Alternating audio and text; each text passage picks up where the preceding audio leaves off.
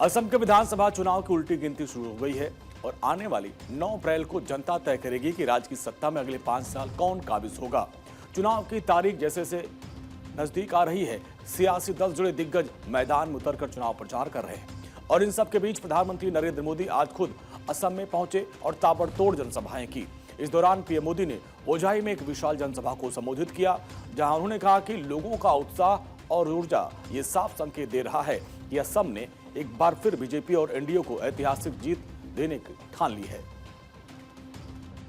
ऐसा माहौल, ऐसा मूड ये दिखाता है कि असम इस बार बीजेपी एनडीए को अब तक की सबसे बड़ी विजय दिलाना तय कर चुका है।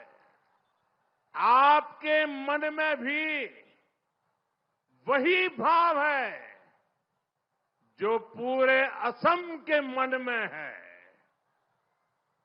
और वो भाव क्या है? आपको ये बार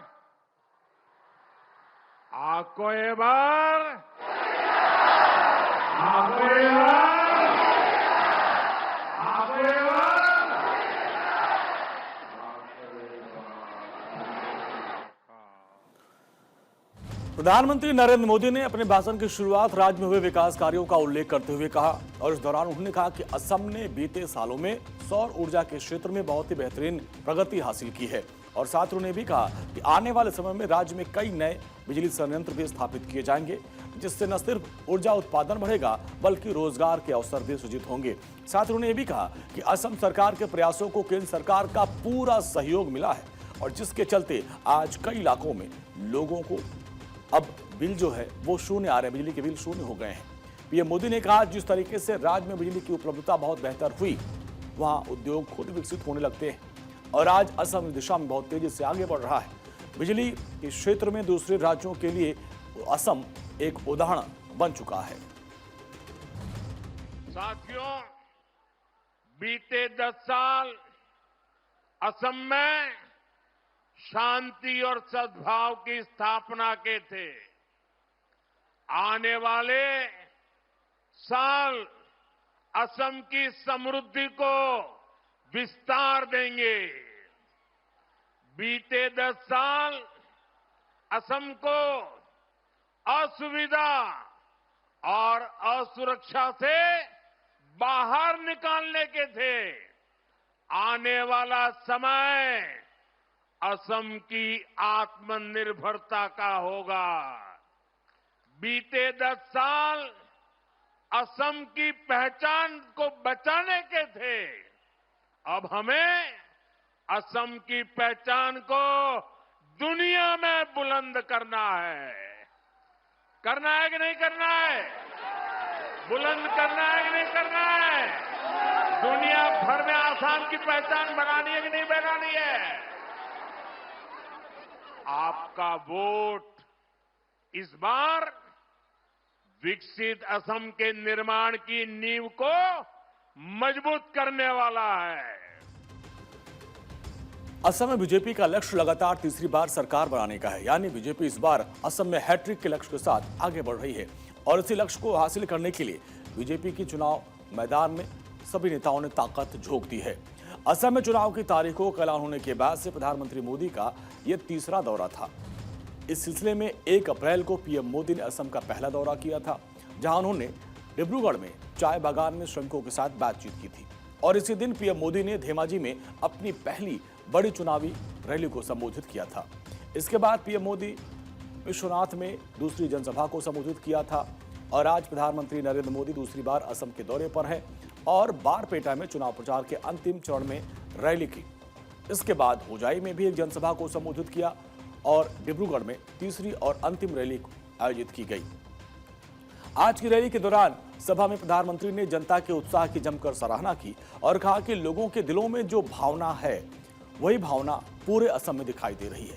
उन्होंने कहा कि होजाई, कार्बी, आंगलोंग और दीमा हसाओ जैसे तमाम इलाकों से आए लोगों की मौजूदगी इस बात का सबूत है कि राज्य की जनता विकास के रास्ते पर आगे बढ़ना चाहती है। जो उत्साह मैं यहां देख रहा हूं, जो जोश मैं पूरे असम में देख रहा हूं, वो अद्भुत है, अभूतपूर्व है। और ये जो जनता जनार्दन दूर दूर वहां रोड पर भी खड़े रहने की जगह नहीं है, ये मैदान भर चुका है। मैं गुजरात में सालों तक काम किया है। अगर मुझे सुबह 10-11 बजे मीटिंग करनी हो तो मैं इतने लोग इकट्ठे नहीं कर पाता था। आपने तो रिकॉर्ड तोड़ दिया, रिकॉर्ड। मैं आपके उत्साह, ये उमंग और हमें आशीर्वाद देने के लिए आए हैं, मैं फिर से आपको प्रणाम करता हूं। और इस दौरान प्रधानमंत्री मोदी ने कांग्रेस पर भी तीखा हमला बोला और आरोप लगाया कि कांग्रेस ने अपने शासन में असम को विकास से वंचित रखा और राज्य को कई समस्याओं में उलझा दिया था।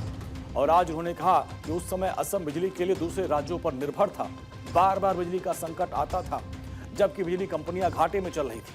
इसके अलावा उन्होंने बीजेपी की डबल इंजन सरकार के आने के बाद बदलाव पर भी प्रकाश डाला। बीजेपी एनडीए के लिए असम के हर जिले, हर क्षेत्र का विकास हमारे लिए प्राथमिकता है। कांग्रेस ने असम को तकलीफ में रखा, परेशानी में रखा, असम को विकास से वंचित रखा।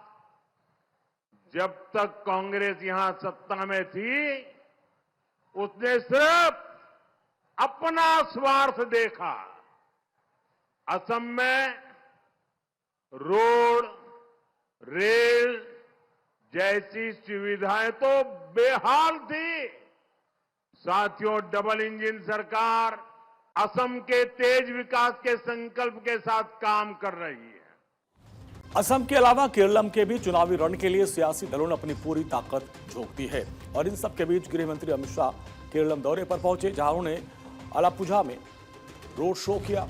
और इस रोड शो के दौरान गृह मंत्री अमित शाह ने एनडीए के उम्मीदवारों के पक्ष में जनता से वोट देने की अपील की और साथ ही बीजेपी और एनडीए पर भरोसा करने की अपील की। अमित शाह ने कहा कि 2014 में लगातार हमारे वोटिंग परसेंटेज में बढ़ोतरी हुई है और लोकल बॉडी में भी अच्छी परफॉर्मेंस की बात दोहराई। उन्होंने कहा कि केरलम की जनता भारतीय जनता पार्टी के साथ है और हमें बहुत अच्छा रिस्पांस मिल रहा है। अमित शाह के इस रोड शो में सैकड़ों एनडीए के कार्यकर्ता शामिल हुए और जिनमें से कई ने पार्टी की टोपी पहन रखी थी और बीजेपी के झंडे लगाए अपने हाथ में घूम रहे थे।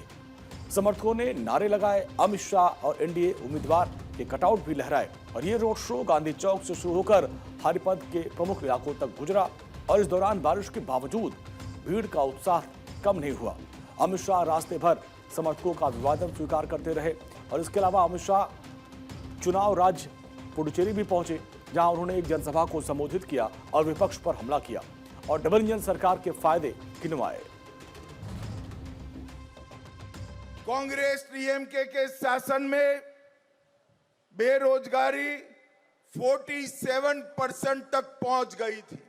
अब आज की डेट में एनडीए के शासन में 47% से कम होकर 4.3% पर लेकर आए। पहले जब एनडीए यहां पर जीता, खड़गे जी ने कहा था एक छोटा राज्य है, जीत गए, इसमें क्या हुआ।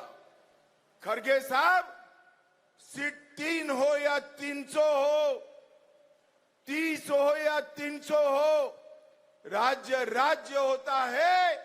और हमारे लिए पुदुचेरी कोई बड़े से बड़े राज्य से कम नहीं है, ये भी भारत का हिस्सा है, भारत का हिस्सा है।